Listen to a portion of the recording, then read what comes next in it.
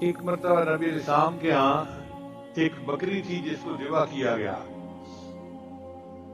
تو سیدہ صدیقہ رضی اللہ تعالیٰ عنہ نے اس کے گوشت کو تقسیم کروا دیا اصحاب صفہ میں، اور بکری کی ایک جو دستی تھی نا، ایک جو ران ہوتی ہے، کیونکہ نبی علیہ السلام کو بکری کی دستی پسند تھی، وہ رکھ لی۔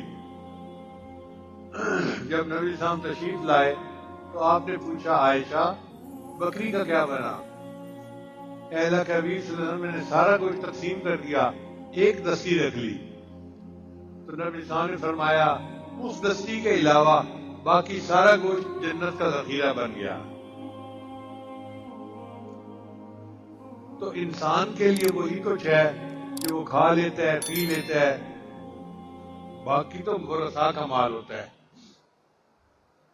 اس لیے بعض لوگ مالدار ہوتے ہیں اور بعض لوگ مال کے چوکیدار ہوتے ہیں۔